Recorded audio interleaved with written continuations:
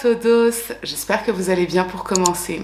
Bien écoutez, l'affaire que je vous propose de découvrir aujourd'hui est tout bonnement, je dirais pas intéressante parce que là on est vraiment au-delà de tout ça. Elle est essentielle puisque c'est à partir de cette affaire qu'on va utiliser les techniques de comparaison ADN dans les affaires criminelles.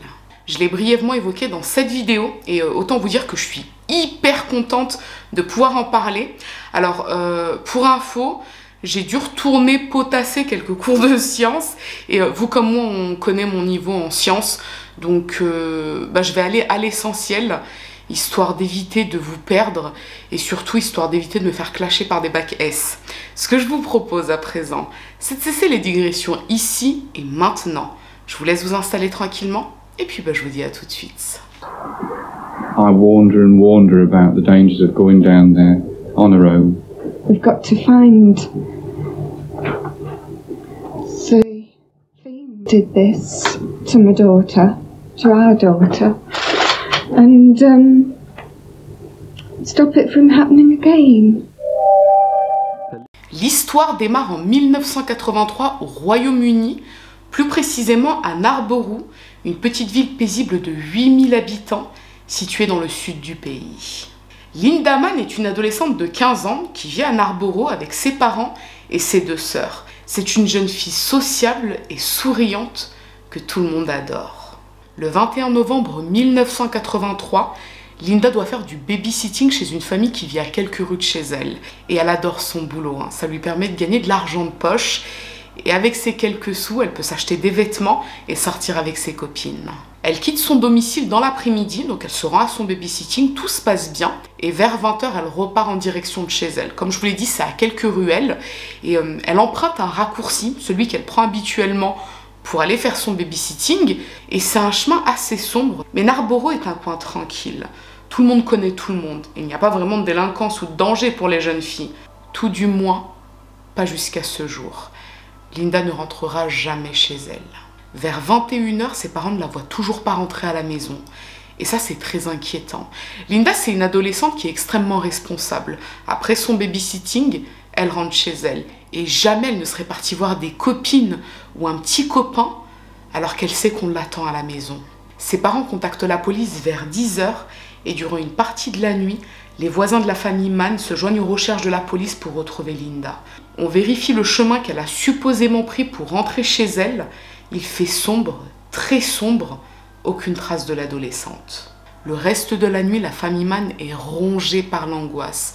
Ils savent qu'il se passe quelque chose de grave, mais ils doivent attendre les premières lueurs du jour pour pouvoir entreprendre des recherches. Malheureusement, le lendemain matin, un cycliste découvre le corps sans vie de Linda dans une sorte de champ à proximité de la route qu'elle aurait dû emprunter pour rentrer chez elle. Ça se situe à quelques pas à peine de son domicile.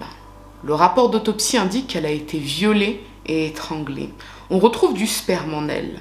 Le problème, c'est qu'on est en 1983. Les techniques ne sont pas suffisamment poussées pour isoler de l'ADN. Cela dit, on a une information très intéressante. L'assaillant est un sécréteur PGM1.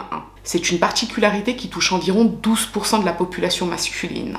Ça signifie qu'on peut identifier son groupe sanguin grâce à ses fluides. Il appartient au groupe A. C'est très mince comme indice, d'autant que c'est un groupe très répandu. Et autre point, là encore, comme on est en 1983, il n'y a pas de caméra dans les rues. Donc on ne peut pas récupérer des images qui permettraient au moins d'apercevoir la personne qui l'a agressé. La ville de Narborough est traumatisée par cet événement. Un viol et un meurtre dans un coin aussi paisible, ça ne laisse personne indifférent.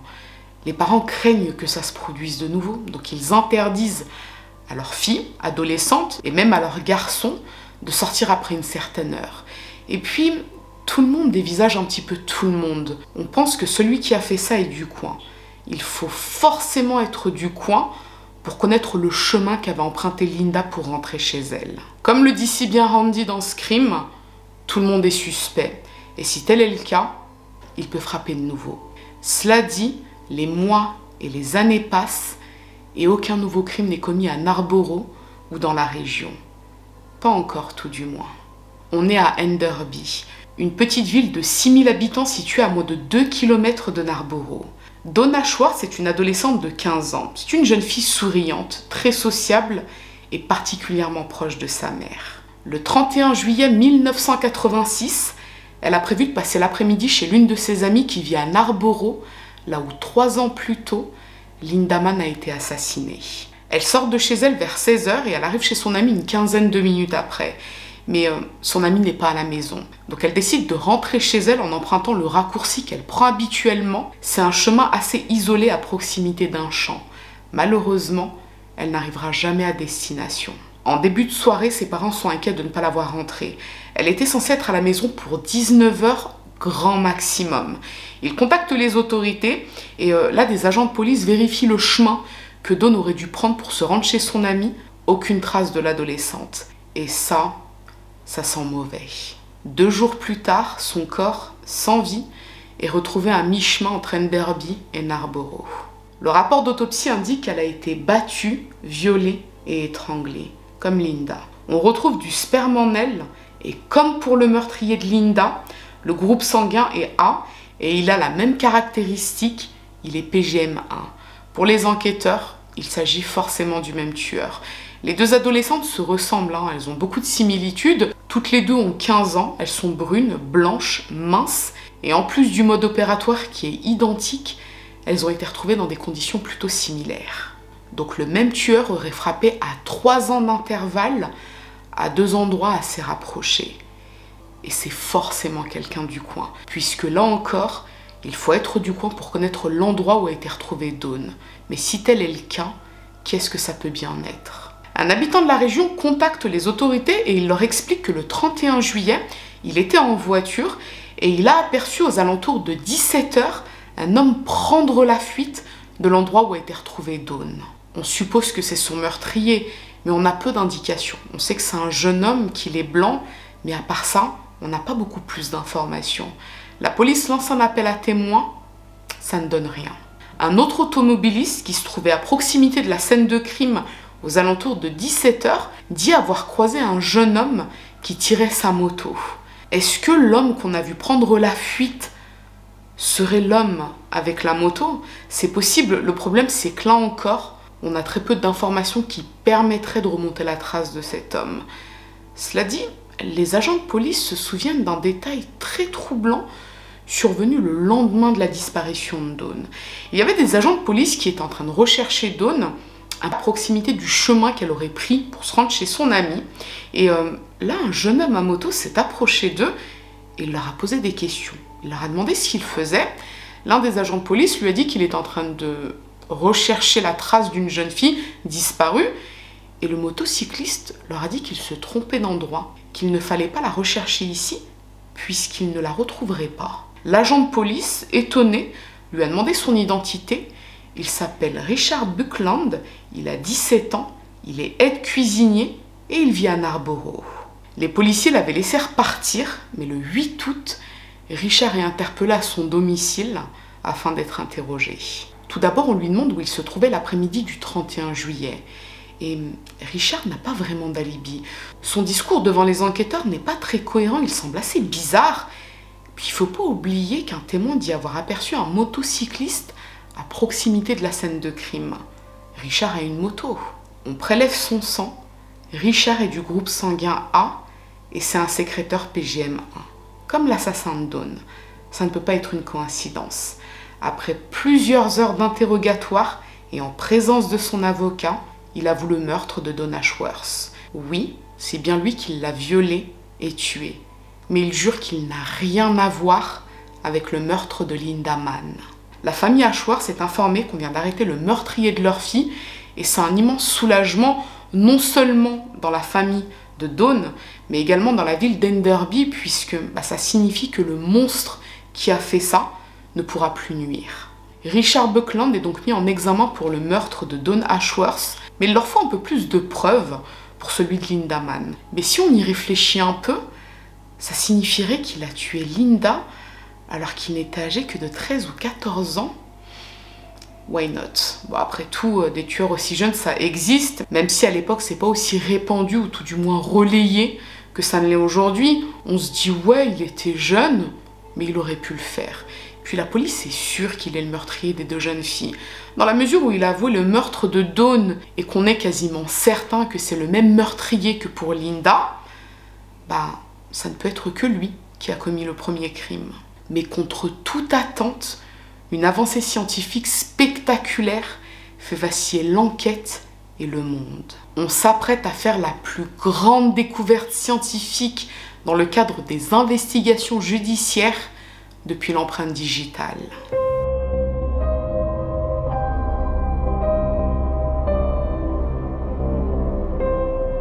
Alec Jeffries, un généticien qui travaille à l'université de Leicester, développe depuis un an de nouvelles techniques d'identification génétique. Il a publié une étude en 1985 dans laquelle il explique sa technique d'empreinte génétique basée sur un échantillonnage des variations du code génétique pour identifier un individu. On a tous notre propre empreinte génétique avec ses propres spécificités, c'est un peu comme un code barre. Bon, ça a l'air très intéressant, mais vous comme moi, on sait que ça ne sert absolument à rien, que je développe un procédé que j'ai absolument pas compris, parce que je risque de faire du mal à la science. Et à Monsieur Peson, que je salue s'il passe par là, ce qu'il faut retenir, c'est que grâce à Alec et à son équipe, on peut désormais isoler une empreinte génétique à partir d'un prélèvement de sang ou de sperme. Alec a déjà utilisé sa méthode dans des affaires de reconnaissance de paternité, dont une qui a fait grand bruit en 1985. Il s'agissait d'une affaire dans laquelle 2 parents revendiquaient la filiation avec un petit garçon, et le test avait permis de savoir qu'ils étaient effectivement ses parents. Et ça, c'est tout simplement révolutionnaire. Toujours est-il que les enquêteurs qui sont chargés des dossiers sur les meurtres de Linda Mann et Dawn Ashworth entendent parler de cette nouvelle étude et de cette nouvelle technique. Et là, ils ont une idée. Ils se disent qu'ils pourraient isoler une empreinte génétique qui se trouve dans les échantillons recueillis sur les 2 jeunes filles. Et une fois qu'ils auront récupéré cette empreinte génétique, ils pourront la comparer à celle de Richard Buckland, afin de prouver qu'en plus d'être le meurtrier de Dawn, c'est également le meurtrier de Linda. Certes, il a avoué pour le meurtre de Dawn, mais pour les enquêteurs, il a forcément commis le meurtre de Linda. Donc si on a cette empreinte génétique, on pourra prouver par A plus B qu'il est le meurtrier des 2 adolescentes. On soumet à Alec les 2 échantillons et il parvient à isoler l'ADN retrouvé sur le corps des 2 victimes. Il s'agit effectivement d'un seul et même homme. Puis on lui remet un prélèvement sanguin appartenant à Richard Buckland et il parvient à isoler l'ADN de Richard Buckland et là, les résultats sont sans appel. L'ADN de Richard Buckland ne correspond pas à l'ADN retrouvé sur les 2 adolescentes. C'est officiellement la première fois que la technique de comparaison d'empreintes génétiques est utilisée dans une investigation judiciaire.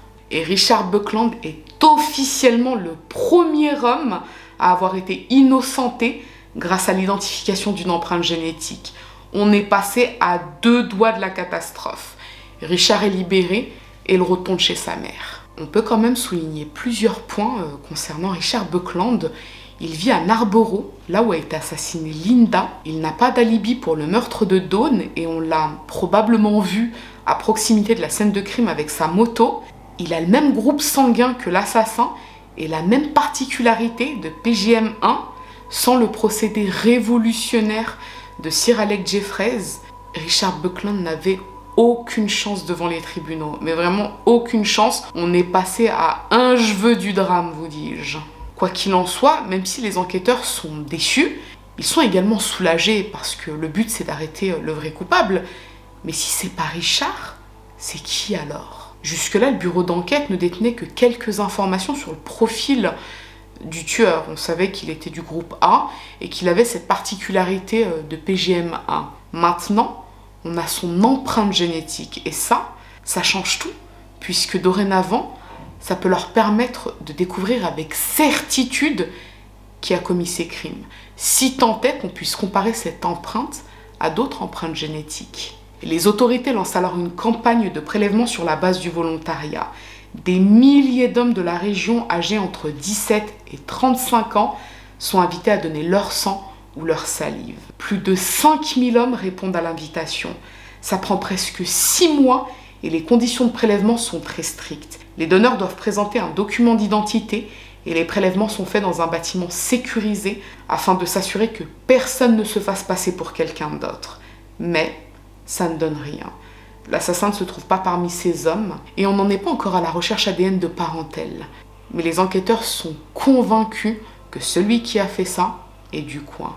Il connaissait parfaitement les lieux. Peut-être alors qu'il faut chercher du côté des hommes qui ont quitté la région ces 4 dernières années.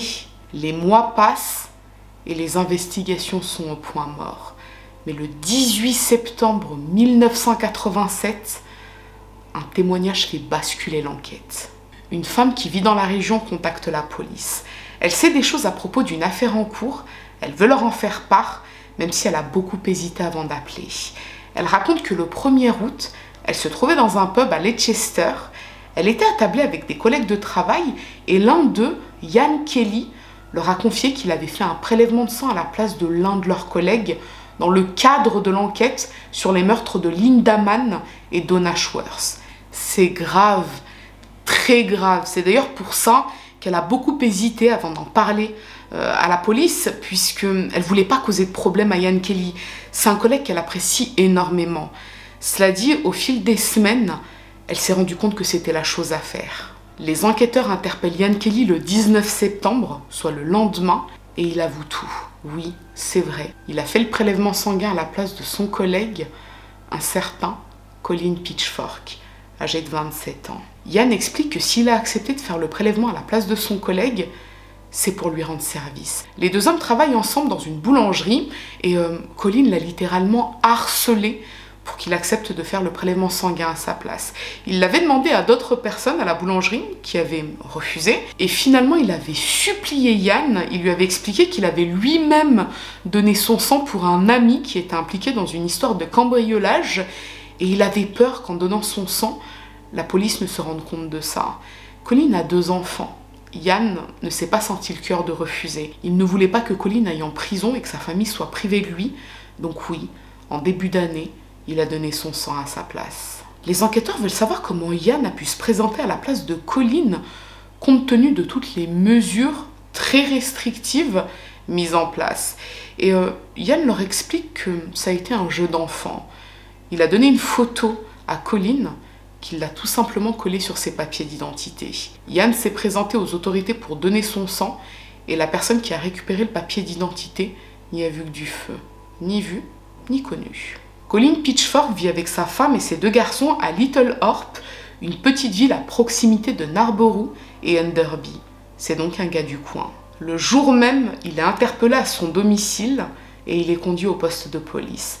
On le soumet à un prélèvement ADN et cette fois, les résultats matchent avec l'ADN retrouvé sur les 2 adolescentes. Colin Pitchfork est bel et bien l'assassin des 2 jeunes filles. L'ADN a parlé. Lorsqu'il est interrogé par les enquêteurs, Colin passe aux aveux. Oui, c'est effectivement lui qui a violé et tué les 2 adolescentes, mais c'était une pulsion. Il n'a pas pu se contrôler. Elle se trouvait au mauvais endroit, au mauvais moment. Il raconte que le 21 novembre 1983, il est sorti faire un tour en voiture avec son fils qui était bébé à ce moment-là. Et sur la route, il a aperçu Linda Mann. Elle était seule et elle rentrait chez elle. Il faisait totalement nuit. Il s'est approché dans sa direction, il est sorti de sa voiture et il l'a attaquée. Il l'a traînée de force dans un coin à proximité. Il l'a violée et étranglée à quelques mètres à peine de son fils qui dormait dans la voiture. Puis, il est rentré chez lui. Dans l'après-midi du 31 juillet 1986, il roulait en voiture quand il a aperçu Donna Schwartz marcher toute seule. Elle rentrait chez elle et il l'a vue emprunter le chemin à proximité du champ. Il s'est garé, il l'a suivie, puis quand ils ont atteint un coin assez isolé, il l'a attaquée, frappée, violée, puis étranglée. Après quoi, il est rentré chez lui et il explique que s'il a tué les 2 adolescentes, c'était pas par plaisir, c'était simplement pour éviter qu'elle ne le dénonce à la police. Les enquêteurs réalisent que Colin Pitchfork a déjà été interrogé une première fois par les enquêteurs dans le cadre de l'enquête sur le meurtre de Linda Mann en 1983. À l'époque, des agents de police avaient fait du porte-à-porte afin de relever l'alibi des hommes de la région, ce qui avait pris énormément de temps. Ils s'étaient rendus chez les Pitchfork et ils avaient donc demandé à Colin où il se trouvait la nuit où Lindaman avait été assassinée. Et là, il leur avait expliqué qu'il avait fait du babysitting toute la soirée. Il avait gardé ses 2 garçons puisque sa femme se trouvait à son cours de gym, comme tous les lundis. Son épouse avait corroboré ses déclarations puisque elle ne se doutait pas un seul instant que ce soir-là, son mari avait embarqué leur plus jeune fils et qu'il avait ensuite assassiné Lindaman. Les policiers avaient été convaincus par l'alibi de Colin, qui était corroboré par son épouse, et ils étaient repartis puisque Colin n'apparaissait pas dans leur fichier comme étant un délinquant sexuel. Plus jeune, il avait déjà eu quelques soucis avec la justice, mais uniquement pour des faits d'attentat à la pudeur, rien de plus. Donc forcément, il ne s'était pas posé 1000 questions. Mais là, les enquêteurs qui reçoivent les confidences de Colin Pitchfork par rapport aux 2 meurtres se disent que c'est quand même assez bizarre puisque cet homme en face d'eux est passé d'attentat à la pudeur à viol, meurtre, puis plus rien. Ça paraît quand même assez étrange. Là, Colin leur explique qu'en fait, quand il était plus jeune, il a commis d'innombrables attentats à la pudeur. Des centaines et des centaines. Là, les enquêteurs disent d'accord, donc depuis le meurtre de Dawn, t'as plus rien fait, t'as plus agressé personne. Eh bien, Colin finit par avouer une 3e agression commise en juin 1987, soit 3 mois plus tôt. Mais cette fois-ci, il n'a pas tué sa victime. C'était une nuit dans la ville de Winston. Une jeune femme faisait de l'autostop. Il s'était arrêté et il l'avait fait monter. Mais au lieu de la conduire chez elle, il avait roulé en direction d'un champ et il avait tenté d'abuser d'elle dans la voiture. Mais la jeune femme l'avait frappée et elle était parvenue à sortir de la voiture et à s'enfuir. Et pour cette agression, Colin n'avait jamais été appréhendé. Donc clairement, ce que ça dit, c'est que Colin comptait continuer à violer et tuer. Lorsque la nouvelle paraît dans la presse, c'est un immense soulagement pour les habitants de la région, mais surtout pour les familles Mann et Ashworth. Elles peuvent enfin mettre un nom et un visage sur le meurtrier de leur fille, un boulanger de 27 ans, père de famille. Cette affaire a défrayé la chronique à l'époque, mais elle a surtout permis de lancer les comparaisons d'empreintes génétiques dans le cadre des investigations judiciaires. Et encore une fois, c'est quelque chose de spectaculaire, puisque c'est à partir de là que le monde entier va prendre exemple sur le Royaume-Uni pour résoudre des affaires criminelles. D'ailleurs, le professeur Alec Jeffries est reconnu comme l'inventeur de cette méthode. C'est grâce à son travail que des personnes appréhendées sont mises en examen ou innocentées dans des affaires comme celle-ci. C'est la plus grande découverte après celle sur les empreintes digitales dans le cadre des enquêtes criminelles. Donc, thank you Alec. Pour en revenir à Colin Pitchfork, son procès s'ouvre en janvier 1988 à Leicester. Il plaide coupable pour les viols et les meurtres de Lindaman et Dawn Ashworth, en plus de la 3e agression sexuelle commise en 1987. Il est condamné à la réclusion criminelle à perpétuité pour chacun des 2 meurtres, avec une peine de sûreté de 30 ans. Ian Kelly, quant à lui, est reconnu coupable d'obstruction à la justice, avec pour circonstance atténuante la crédulité. Il est condamné à 18 mois de prison avec sursis. Et dans une interview qu'il a donnée a posteriori, il explique à quel point il s'en veut d'avoir fait ça. Il pensait sincèrement rendre service à un ami et à aucun moment il ne se serait douté que Colin Pitchfork pouvait être un tueur et un violeur d'adolescentes. Les mois et les années passent, les villes de Narborough et Enderby se remettent doucement mais sûrement de ces drames. Le nom de Colin Pitchfork devient un terrible souvenir que chacun tente d'oublier, jusqu'à ce qu'il fasse de nouveau parler de lui en 2009, puisqu'il fait appel de sa condamnation. Et sa peine de sûreté est ramenée à 28 ans au lieu de 30 ans. Ça signifie qu'il pourra faire une demande de libération conditionnelle à partir de 2016. Et c'est d'ailleurs ce qu'il fait. En avril 2016, il soumet sa demande. Ses avocats assurent qu'il est devenu un homme meilleur en prison. Il a même obtenu un diplôme en retranscription du braille. Il veut pouvoir aider les aveugles. Quelques jours plus tard, la commission rend sa décision. La libération conditionnelle lui est refusée. Cela dit, la commission accepte qu'il soit déplacé dans une prison avec des aménagements spécifiques. Il pourra, par exemple, sortir à certains moments de la journée. Mais le nom de la prison n'est pas divulgué pour des raisons de sécurité. Autant vous dire que les habitants de Narborough et d'Enderby n'ont absolument pas compris cette décision, et les familles Mann et Ashworth encore moins, puisque ça signifie qu'à certaines heures de la journée, il peut sortir et crapahuter en toute quiétude, et ça signifie également que sa prochaine demande de libération conditionnelle sera certainement acceptée, puisque c'est l'étape logique après un régime de semi-liberté.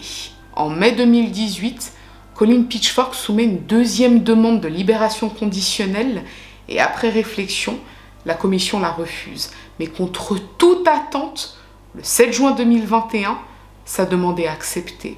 Colin Pitchfork, à présent âgé de 61 ans, est libéré le 13 juillet 2021 après 34 années d'incarcération. Il va de nouveau pouvoir s'insérer au sein de la société avec pour condition de ne pas s'approcher des jeunes femmes, ce qui semble a priori assez difficile à tenir puisque il y en a de partout. Du coup, en novembre 2021, soit quelques mois après sa libération, il est réincarcéré pour avoir enfreint les conditions de sa libération. Il a approché des jeunes femmes. Colin Pitchfork a de nouveau soumis une demande de libération conditionnelle et c'est en décembre de cette année que la commission des libérations conditionnelles devra statuer sur son avenir. Il est éligible à la libération conditionnelle, donc il y a de fortes chances que sa demande soit acceptée. Mais beaucoup se demandent s'il est vraiment possible de réhabiliter un homme coupable d'avoir violé et étranglé 2 adolescentes. Une fois dehors et confronté au monde, sera-t-il capable de maîtriser ses pulsions? L'avenir nous le fera savoir.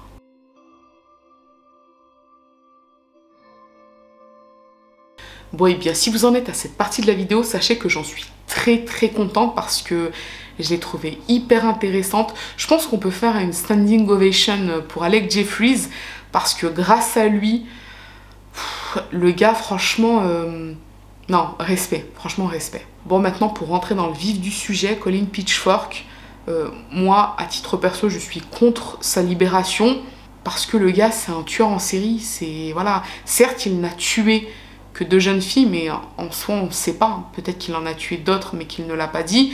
Mais quoi qu'il en soit, on définit un tueur en série à partir de 3 crimes commis à des moments différents. Et en fait, le gars, c'est un tueur en série, puisqu'il s'apprêtait à commettre le 3e crime avec la jeune fille qui a pu se sauver. Donc oui, c'est simplement que, comme il n'avait plus la possibilité de tuer, bon, il n'en a commis que 2 supposément. Et je pense pas qu'il ait sa place dans la société. Maintenant, si la commission des libérations conditionnelles tient absolument à le libérer, eh bien moi je propose que les membres de cette commission l'accueillent à proximité de chez eux. Parce qu'on va pas se mentir en fait, les gens comme ça, les Allègre, Guy Georges, enfin les gens comme ça, ce type de profil-là, quand on décide de les relâcher, on est d'accord pour dire que ce sont des personnes qui ont peu de moyens, qui ont peu de ressources, donc ils vont aller vivre où ces gens-là? Ils vont aller vivre dans des endroits pauvres. Donc en l'occurrence, si on relâche Guy Georges ou Allègre, ils vont aller vivre où? Soit à la campagne, soit dans les cités. Mais en fait, nous, on veut pas de gens comme ça près de chez nous. Enfin, moi, je veux pas d'un tueur en série à côté de chez moi. En fait, c'est tellement logique. Donc, je pars du principe que ceux qui tiennent absolument à les relâcher, il faut qu'ils soient cohérents avec leur choix et qu'ils les accueillent à côté de chez eux. Parce qu'on est bien d'accord pour dire que des juges ne vivent ni dans des coins pauvres de la campagne, ni dans les banlieues et les cités. Ça me paraît logique. Et vu qu'ils vont pas les accueillir à proximité de chez eux, ouais, ça les dérange pas de les relâcher. Mais non, moi, je veux pas de ça, en fait. Je suis désolée, mais il faut arrêter. Là, on parle de quoi? De réhabiliter un tueur en série? Non, on réhabilite pas un tueur en série. Non. Enfin, je sais pas, des fois, vraiment, il y a des raisonnements qui me dépassent parce que il y a des gens qui militent, en fait, pour que des personnes soient libérées après tel nombre d'années de prison au nom des droits de l'homme et de je ne sais quoi. D'accord, accueille-le à proximité de chez toi. En fait, les conseillers ne sont pas les payeurs. Après, par rapport à la France, j'ai bon espoir parce que Guy Georges il a fait des demandes de libération conditionnelle pour ça, lui a toujours été refusé. Et Allègre avait fait une demande il y a quelques années, mais finalement il s'est rétracté. Je crois que lui-même a compris que ça ne servait à rien du tout. Il y en a d'autres qui ont fait des demandes, mais j'ai pas les noms en tête. Après, pour les Anglais, ma foi, je suis triste pour eux parce que bah, s'ils l'ont libéré une première fois, il y a de grandes chances qu'ils le libèrent une seconde fois. Et ça m'embête hein, pour eux de me dire qu'un beau matin, ils vont sortir et ils vont croiser devant Marks & Spencer un tueur en série. Ou devant Primark, un tueur en série. Donc voilà. Écoutez, je pense que je vais m'arrêter là. N'hésitez pas à me mettre en barre des commentaires tout ce que vous avez pensé de cette affaire. Quand je vous dis qu'elle m'a grave intéressée, j'étais fascinée par Alec Jeffries. J'étais là, je me disais, mais purée, mais pourquoi j'ai toujours été nulle en sciences et tout? Pourquoi je comprenais rien? Mais vraiment, je comprenais rien. Je me battais avec moi-même, hein, vraiment. Des fois, j'étais là, je me disais, mais c'est pas possible. C'est quoi ces délires de pourcentage, de division, de trucs? Des fois, on faisait des machins, des calculs. Je comprenais rien. Avec des V, produits, oh, nausée. Enfin bref, ce que je vous propose, c'est que si cette affaire vous a intéressé, à défaut de vous avoir plu, n'hésitez pas à me mettre un petit j'aime sous la vidéo. Mais surtout, n'hésitez pas à vous abonner, c'est encore mieux. Je vous dis à très bientôt.